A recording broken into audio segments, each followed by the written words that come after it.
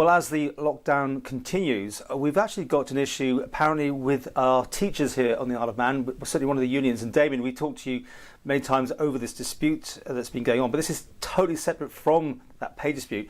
You've got concerns about supply teachers, equipment and just safety in the schools. Over to you. Yeah, I mean, we've raised these issues locally with the Minister and with the Department for Education, Sport and Culture. But unfortunately, to date, we haven't had those concerns properly addressed. First of all, of the three issues in relation to supply teacher members, they absolutely are the backbone of schools in normal operating procedures. If members of staff can be present, they're on courses, they're on training, or perhaps they're long-term sick, then those supply teacher members fill those gaps. Supply teachers also on the Isle of Man provide the necessary backfill for anyone who perhaps is on long-term leave, whether that's for maternity reasons or for other reasons. And all we're asking the DESC to do is to honour pre-booked commitments for supply teachers, whether that's on a daily basis, perhaps a supply teacher has a fixed day of work for 1 day a week, or whether that's over a short period of time on a full-time basis. The position the DESC has taken on supply teachers is that they'll honour any bookings that the department themselves have made, because the department acts as the agent effectively for the schools. They'll only honour those for 14 days. In relation to the PPE for teachers, I'm sure your listeners are well aware that on the island, children who are in a vulnerable category that attend special units in the secondary schools, many of those children have particular personal care needs, which do require members of the teaching staff and the ESO staff to be in very close personal contact with the children in terms of their personal care needs.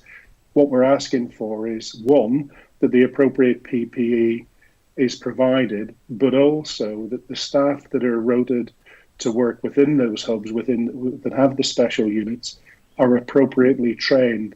And many of the staff that are working with the children in the special units don't have that specialist knowledge and training that the day-to-day staff who work in the units do.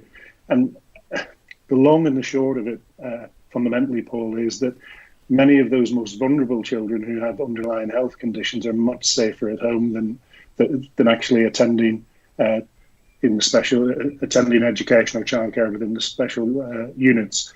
And the final point that we've requested from the government, and it's a sad reality, unfortunately, of the current pandemic, both on the island and off the island, that sadly there are a number of individuals who pass away. We've just been notified in the Runcorn area of the Northwest, which is an area I cover, of a teacher in a secondary school who's unfortunately passed away as a result of COVID-19. So what we're asking for is two things in relation to redundancy plans that the department have. One is to halt them currently, because we don't know what the workforce needs and demands are going to be at the end of the pandemic, but also for any staff that are involved in the redundancy plans, if they were to continue, effectively the department and also the trade unions can engage in a considered manner and a responsible manner in relation to a consultation process. Now, how do we differ from the UK on any of those matters you brought up? I mean, are we out of step, or is it exactly the same? I mean, with the equipment being provided and that sort of thing? Well, in relation to the PPE for teachers, the vast majority of the educational establishments, certainly within the northwest of England, which is an area that I have responsibility for, the special units that you have on the island that are embedded within the secondary provision would be a specialist provision in its own entity, in its own location, in its own building within the UK. We would refer to those as special schools.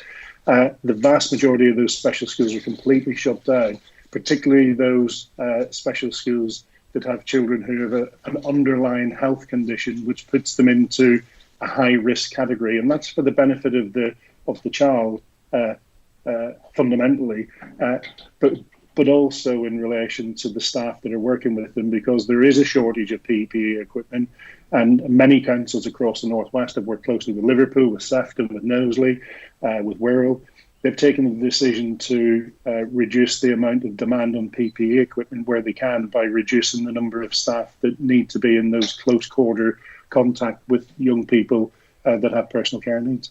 Of course, I mean, the schools in general are shut. So your members are getting their full benefits, I presume, and that sort of thing. How's it all panning out, though? Do you see this being more tricky as the time goes on getting staff to go in who have to look after the key workers' children, for instance? No, not necessarily. I mean, I'm a servant teacher myself, and I've been involved as a volunteer this week. My own school is traditionally on Easter holidays this week. We've had up to 10 children of key workers, and it'll be the same in the Isle of Man. There's absolutely no suggestion that any of our members aren't prepared to volunteer, assuming they don't fit within a risk category themselves or have someone living in their own home that is at risk. Our members are also, both on the Isle of Man and off Island, engaged in online learning activities, providing resources for children. I mean, it should be stated as well, and it'll be clear to those listeners and viewers who have children at home, whether it's primary or secondary school age, it's no replacement for having a teacher directly in front of a child in the classroom environment. So the materials and the resources that are being produced, while they are of a high quality, are no substitute for working with a teacher.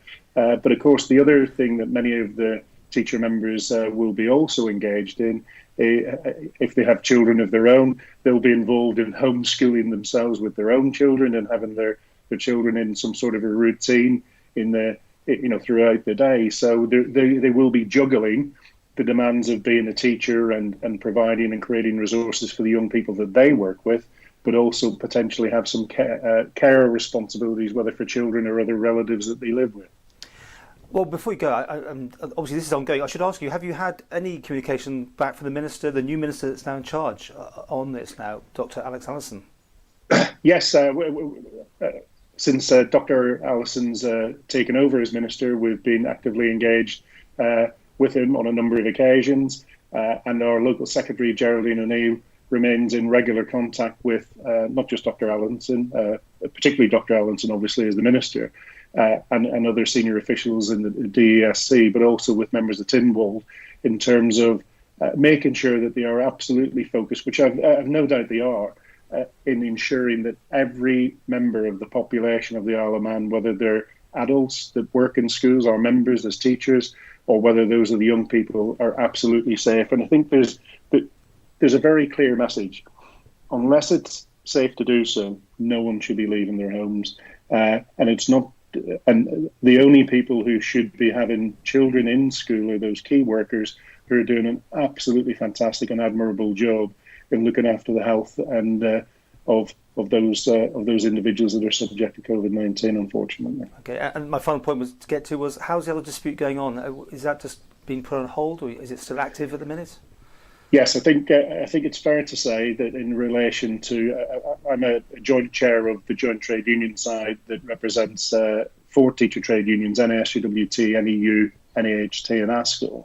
And we have taken the decision, which I think is the right pragmatic decision in partnership with the department, to pause process and pick things up whenever it becomes clear that we get back to whatever normal is going to look like. I mean, we have been making some progress in relation to the dispute, but those are ongoing and confidential talks that effectively we've hit the pause button on currently.